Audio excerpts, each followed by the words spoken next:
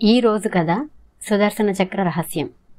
సుదర్శన చక్రం ఆ శ్రీ మహావిష్ణువు యొక్క ఆయుధమని మనందరికీ తెలుసు.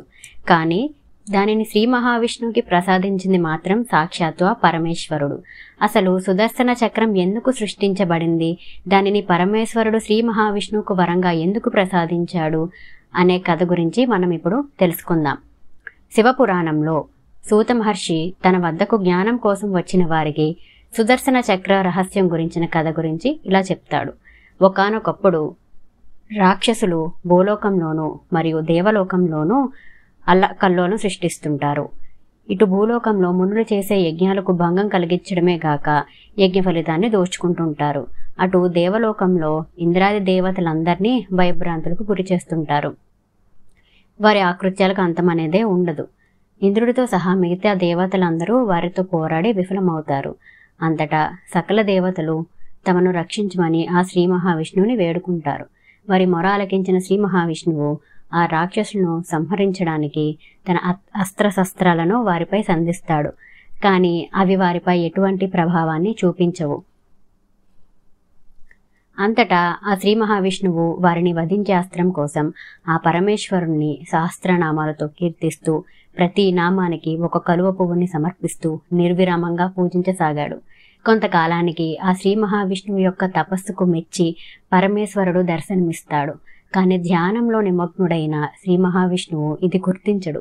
అంతటా శివుడు శ్రీ మహావిష్ణువు యొక్క భక్తిని పరీక్షించడానికి 1000 కమలాల నుండి ఒక కలువను దాచి అదృశ్యమవుతాడు. శ్రీ మహావిష్ణువు మాత్రం శివ సహస్రనామ స్తోత్రం జపం చేస్తూ ఉంటాడు. కమలాలను అర్పిస్తూనే ఉంటాడు. కానీ ఆఖరి నామం ఇంకా మిగిలి ఉండగా కమలం ఒకటి తగ్గిందన్న విషయాన్ని గ్రహిస్తాడు. తన దివ్య శక్తితో కమలం జాడ కోసం బ్రహ్మాండం మొత్తం గాలిస్తాడు.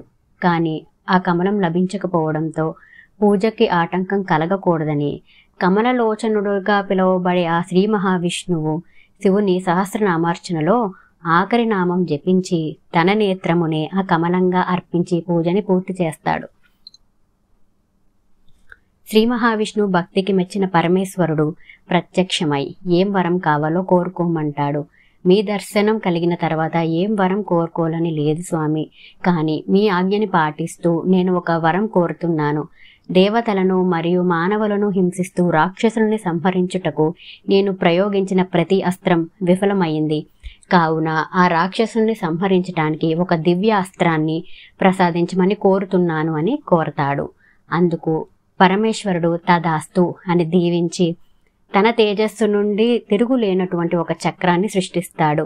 అదే సుదర్శన చక్రం. దానిని శ్రీ మహావిష్ణువుకు వరంగా ప్రసాదిస్తాడు. దానితో పాటు అతను సమర్పించిన నేత్రాన్ని కూడా తిరిగి ప్రసాదిస్తాడు. అంతేకాక ఆ సుదర్శన చక్రాన్ని నిత్యం ధరించమని చెప్తాడు.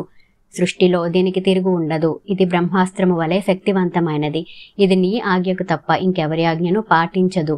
సకల యుగ సకలావస్థలలోనూ ఇది నీకు ఎల్లప్పుడూ ధర్మరక్షణలో తోడుగా ఉంటుంది అని తెలియజేస్తాడు. సుదర్శన చక్రాన్ని స్వీకరించిన శ్రీ మహావిష్ణువు దానితో రాక్షసులను అంతమొందించి శాంతిని స్థాపిస్తాడు.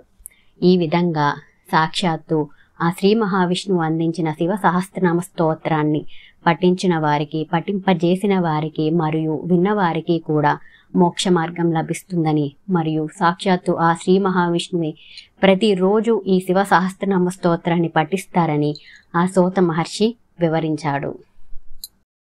ఈ కథ గనక మీకు నచ్చినట్లయితే వీడియోని లైక్ చేయండి. శివాంష్ ప్రెజెంట్స్ యూట్యూబ్ ఛానల్ని సబ్స్క్రైబ్ చేసుకోండి. Thanks for watching.